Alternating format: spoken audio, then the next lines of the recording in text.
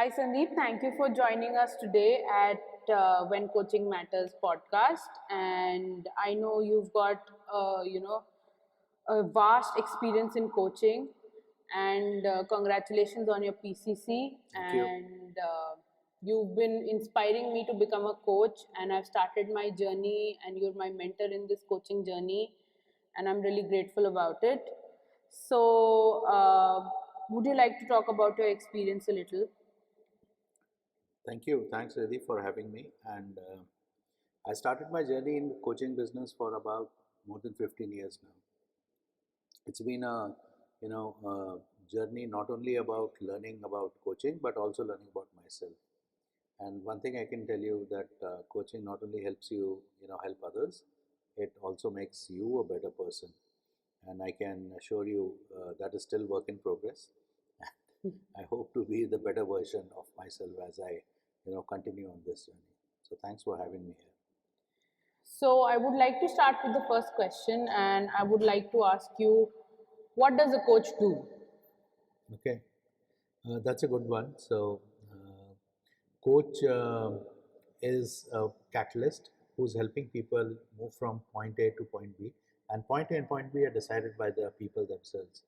And when we talk about what does a coach do, coach do is engages with the potential client or the client in a very thought-provoking manner, which allows them to co-create the journey and the destination that helps the client reach there faster. And therefore, coach is responsible for velocity of results, ability to help the client solve problems, and in the way which works best for the client.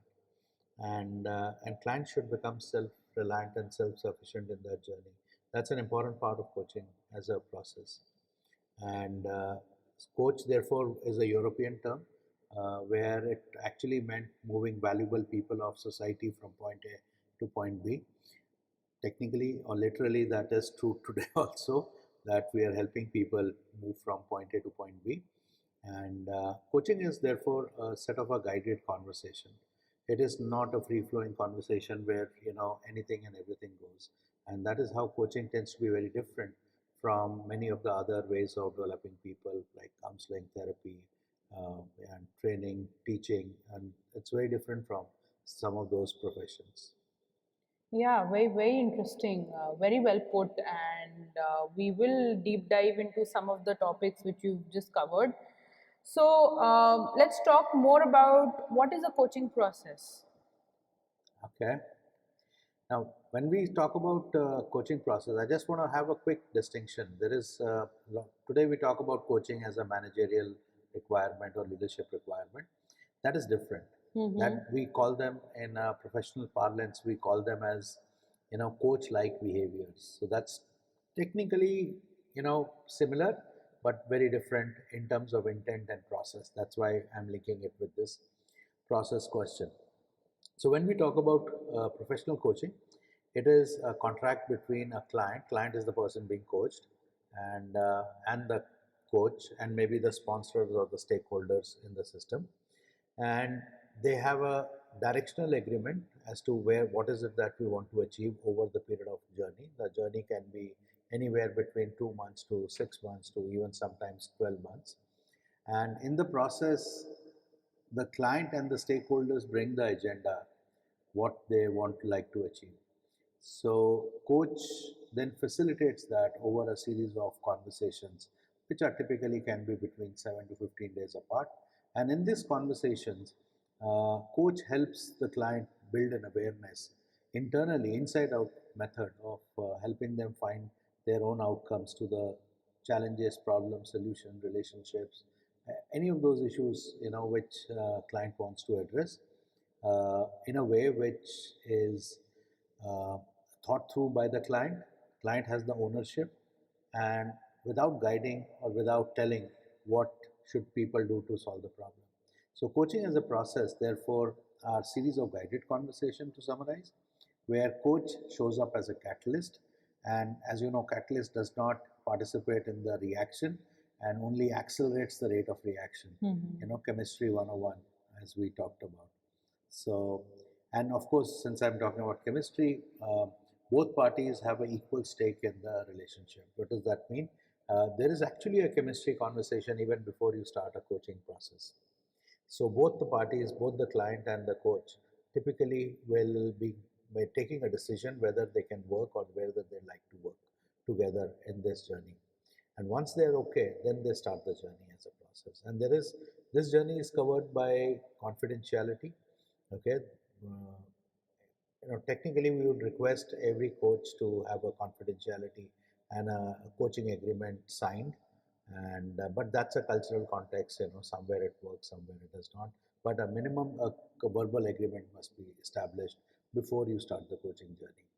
And it is all good practice to get a feedback from stakeholders because and the sponsors, because they, after all, they might be the one who are spending time and energy on helping the client develop, and bring that feedback to the client and say, how do you want to integrate this into the process if they want to do that. So step by step, okay, one of the things which coach does in the coaching process and overall as well as in each coaching call is to invite the client to set the direction for the conversation. And at some point, great coaches will allow the clients to take over the coaching conversation also. That's the hallmark of a very good coach. Mm-hmm. So somewhere the coach, great coach will be able to say to the client in the process that, listen, how would you coach yourself in this situation? What advice would you like to give to yourself if you find yourself in this predicament? Okay, and they allow them to engage in a very thought-provoking process. So it is one of the professions why I love it, because it helps people become better version even while they are solving their short-term or medium-term problems. Wow, that was actually thought provoking. As a coach, I actually want to put that in my practice as well. I want to reach that. I want that hallmark to be mine. So let's move on, and let me ask you, what advice would you give to someone who's considering hiring a coach for the very first time? Well, that's a brilliant question. Thanks for bringing it up. Now, first is, let me answer this part in two parts. Why you should not hire a coach.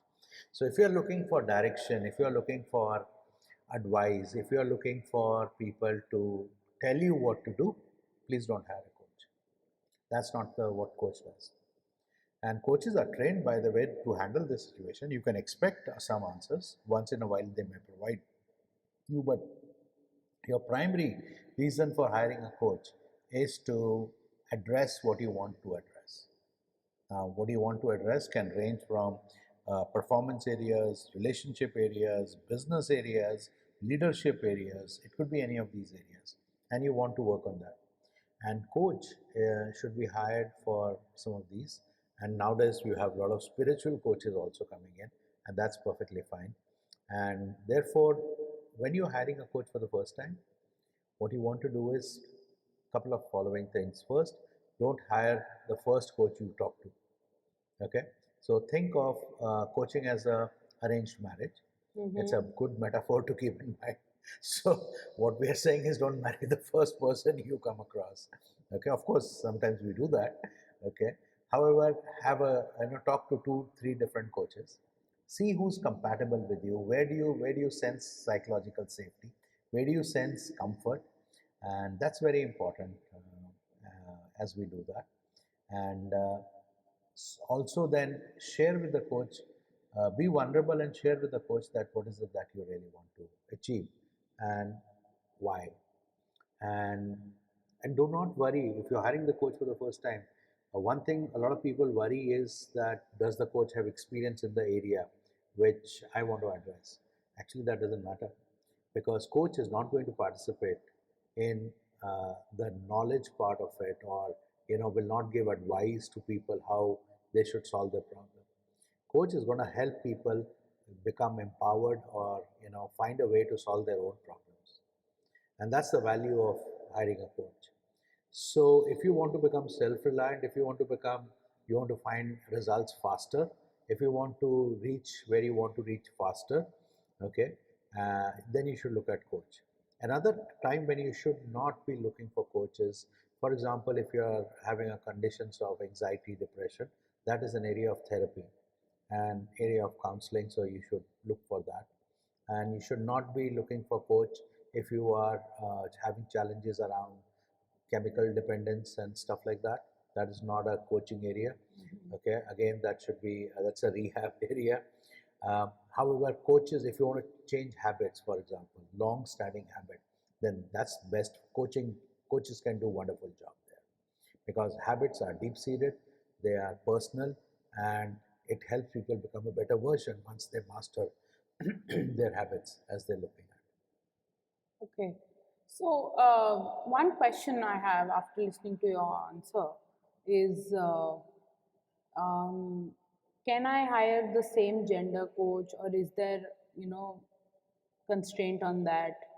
Like, if I'm a girl, I'm more comfortable talking about my life with a girl, and if I'm a boy, I'm, usually comfortable talking about, about my life to boys.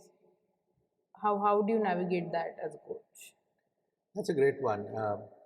Coaches are trained to build psychological safety because one of the competencies in coaching is cultivating trust and safety. And uh, that's the job of the coach to do that. And however, that does not bind the client from making choices which make them comfortable. Mm-hmm. So answer is a bit of yes to both. It doesn't matter. The gender does not matter. What matters is the comfort of the client. And sometimes the client feels I'm more comfortable talking to the same gender because it's a woman thing or a man thing or any other gender which might be there. So it is a choice, therefore. And in coaching relationships, psychological safety is has a big value because you want to achieve depth in the conversation, reflection in the conversation as soon as possible. And that is not easy to do if people don't feel vulnerable. Coach should be vulnerable, client should be vulnerable. And that's the bedrock of this relationship, vulnerability. Okay, so will this work the similar way with age as well? Because see, I'm just starting in my career. I am fresh off my training and I have to still do my 100 hours to become an ACC. And you, on the other hand, have more than 2,500 hours on your, back. So will it work the same with age as well? Yes and no. Let me first say the yes. And the best metaphor is, as you know, the best wine becomes, as it matures with age, yes, it becomes better. And that's why you will find very few MCCs out there who are less than, 40, less than 40 kind of a situation. And because you need time also to clock that many number of hours. However, I don't think age is a barrier to Mm-hmm. become an excellent coach. I recently certified a very young coach, uh, excellent coach, and and you see this brilliance coming in, and this person would be about what 30 years. Mm-hmm. Okay, love this guy.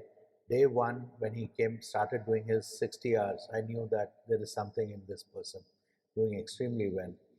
And today he's launched his coaching practice and is doing very well. And also is doing some assignments with us as we go along. But yeah, so answer is yes and no both. Thank you. So, moving on to my next question. Many people confuse mentoring and coaching.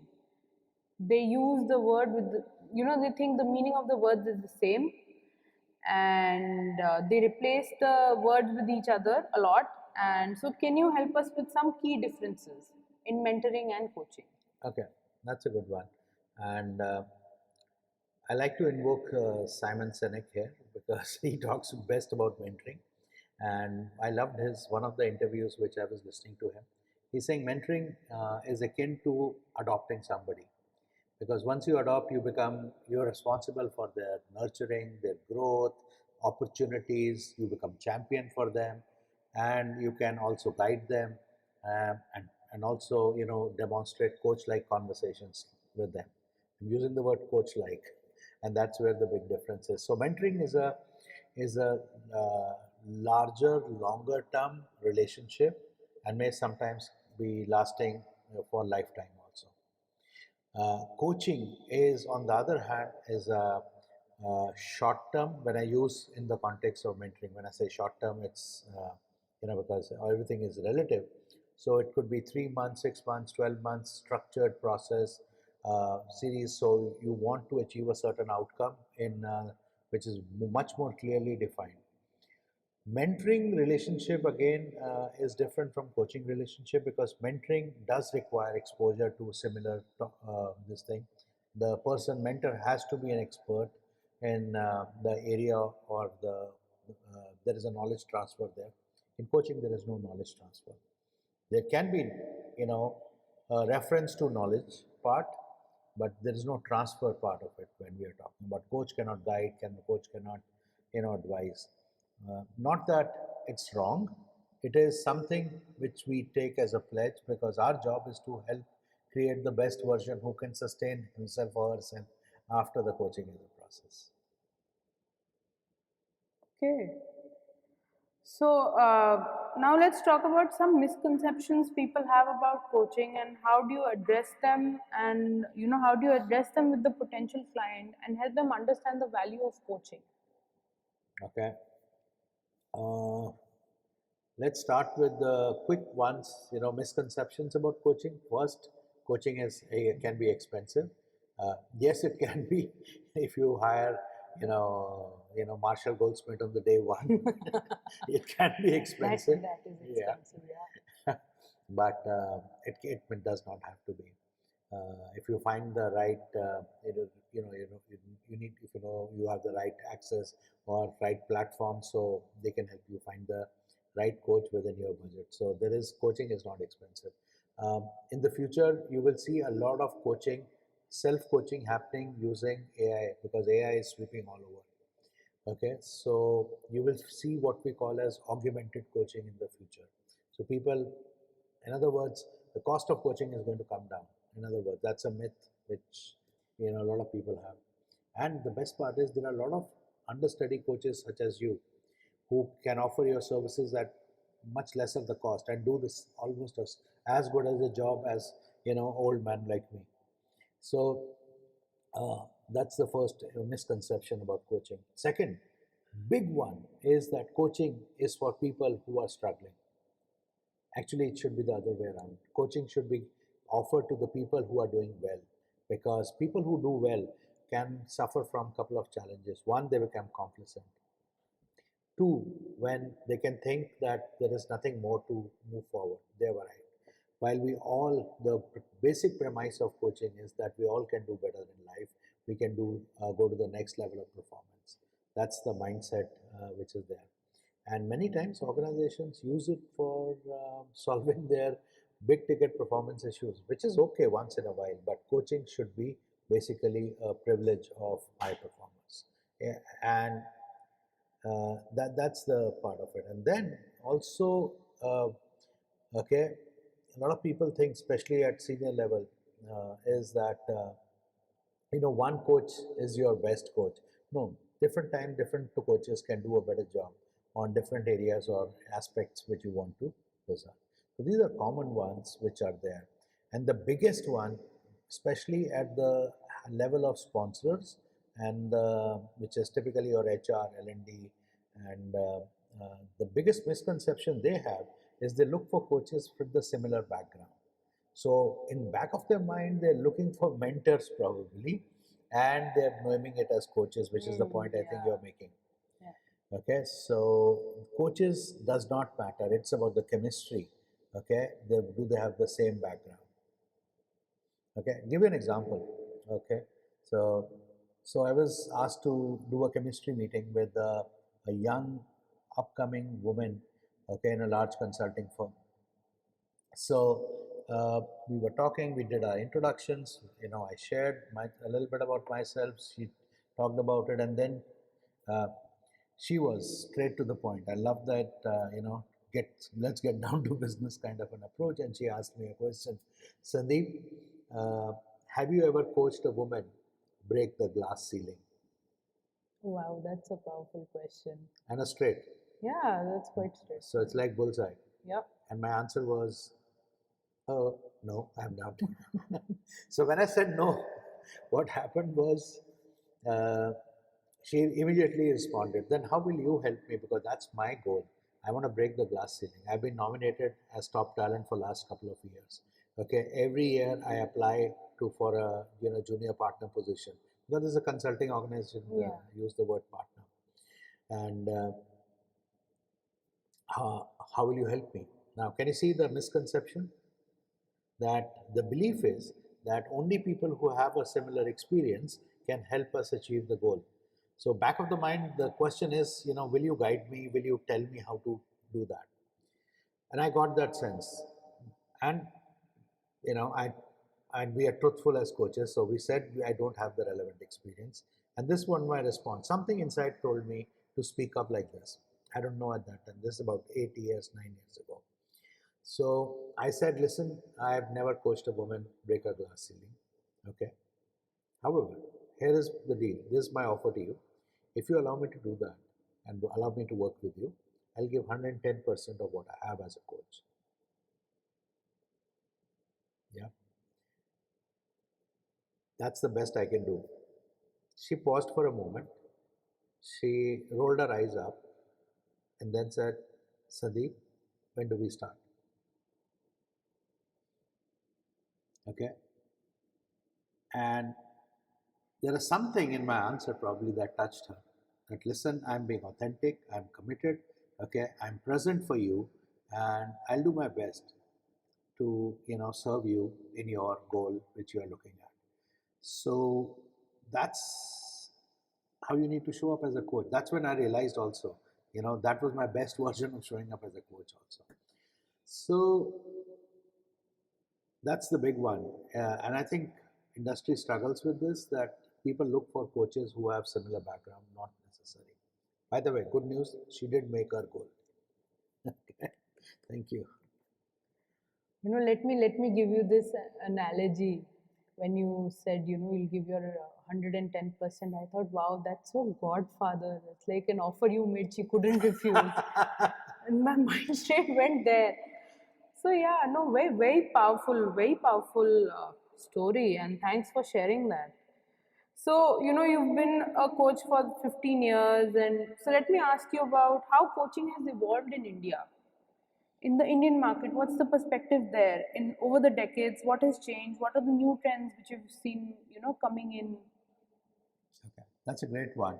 Uh, you'll be to give you, if I go 10 years back, in fact, Yogesh Sood, my partner, he was the one who started the first chapter for South Asia for coaches, ICF chapter. ICF is the body that certifies coaches. And I still remember coaching was seen as a corrective process for people who are struggling with performance.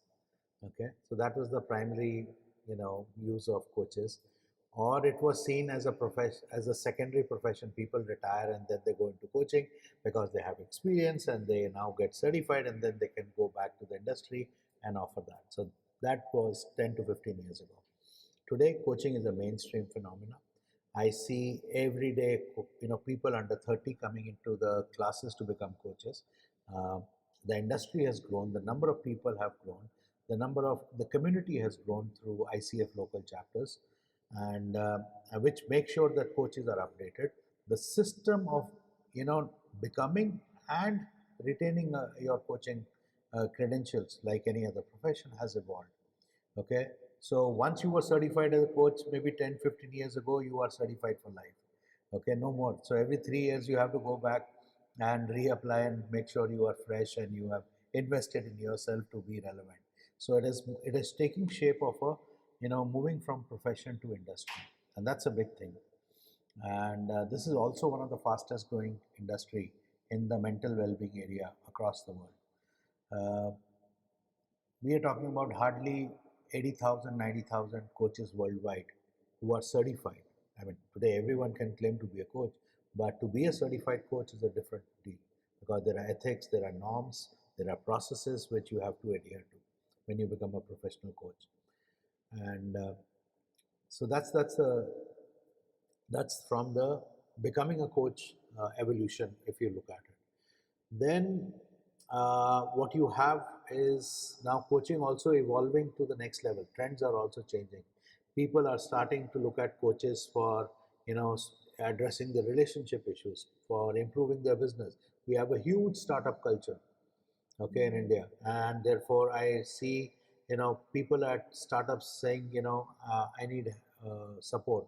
I need a sounding board. Not that I need you to guide me to how to do business, but I need somebody who I can talk to and bounce off my ideas and become more comfortable, more confident in the decisions I am taking. And that's what a job a coach can do better. Then we're talking about coaching addressing, performance was always coaching domain, which still continues and continues to evolve.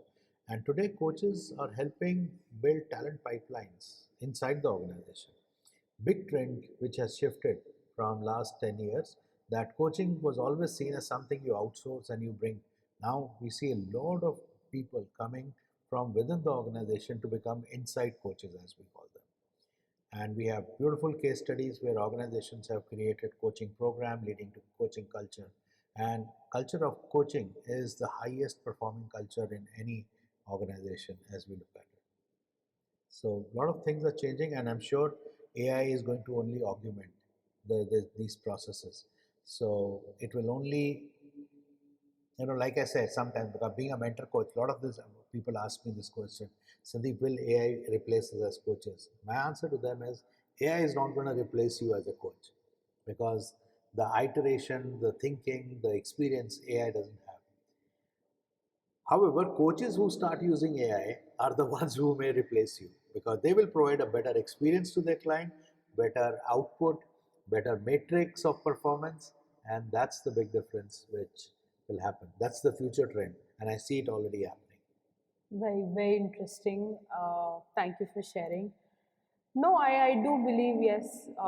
I was exposed to coaching for the very first time when I had to make a major life decision after college, and where I was in a crossroad. I was standing in the middle of the three roads pointing where do I go, A, B, or C. I had a coach with me. I had the coaching conversations. I did sessions. I gained clarity, how future would look like. And I understood coaching is a future centric conversation It is. rather than a past centric Oh, conversation. absolutely, absolutely. So, and after that, yes, that was a very big push for me to, uh, get Coachwale running, Oh, okay. getting into Coachwale, bringing coaches to the world, because for me it was accessible. For other people, it might not be. So I want to be that link Fantastic. I love that for the aspiration. world. Great. So yeah, and yes, you're right. You're absolutely right about AI coach, and it will not replace coaches because it doesn't. You have to put in that information. Only a coach can do that. Correct. So we're almost at the end of the session, and I would like to ask, can you share a case or a story of coaching where it has made a very major, significant impact on a client's life, personal or professional? Okay, that's a, that's a good one. So I'll share where it happened to do both. So I was working with this gentleman who was sponsored by a large, oil company. Okay, and he had an aspiration to move quickly up in the corporate ladder, and very ambitious, wants to move fast, okay, and wanted to basically, demonstrate the world as to this thing, and had suffered a recent setback professionally because something didn't go right when he came and started working with me as a coach. So, and I asked him a question, what do you really, really want, kind of a question. And we spent quite some time, and this was engagement for 12 sessions. Once, and about third session, we were becoming clear that the person wants to, you know, bring in uh, demonstrably the technologies or energies which will create future readiness for the organization. And he sees himself as the one of the key persons in the organizations, bringing in those green energies, because the world is moving towards the greener. India had a commitment to become more greener as part of the Paris Accord, and he had the framework in the mind which was not being accepted by the organization. And part of that story was that he was not able to evolve the nuts and bolts of that framework. He had a consulting partner also, which was helping him think through, but it was not, getting through. Part of it was also coming from the personal family side, which was interfering with his ability to really give it a best shot. So we figured that out, and he said, Sandeep, I need to address this because I'm not able to focus. And then we started working on that part, because in coaching we dance with the client. So it means that if the client wants to do waltz, we do waltz, okay, as a coach, okay, and we follow that. So we worked on that part. About 6 to 7 sessions are already done. We still are, bookmark the original goal of getting, getting ability to present that to the chairman's office, the plan or the idea which he had in mind, and work with the consulting partners to, give it shape. Credit to this gentleman. He became, once he became stable and more clearer on the family side, he was able to then put the things into action. And about ninth or 10th session, he took the plunge and says, I'm asking for appointment to make that pitch and presentation. And he was able to do that, and he got a sign off on that strategy, which was his, coming off his whatever the goal or the age is. And that person, still we have a fantastic relationship, and we talk about it once in a while when we meet. And I think that's a great story of, where a person can work professionally and personally to achieve the goal. Sometimes the work can hamper as life happens. It's happened to me quite a few bit times. You become so engrossed in the work that you forget that you have life. And sometimes, life can hamper the work which you may have a mission to. And, coach can help you sort both sides out and help you prioritize which is more important. That's the big part of it. No, that was a powerful story. Thank you for sharing, and thank you for talking to me today. And hopefully, we have more conversations about coaching. And it's a pleasure to be inside your head for just a minute. And I will see you in the next podcast. So we will do a Gen Z thing, and we'll do fist bump. We'll fist bump. Educate me on this. No, so we're gonna do this and then this. This, okay. So 1, 2, 3, yes. Thank you. Thank you so much.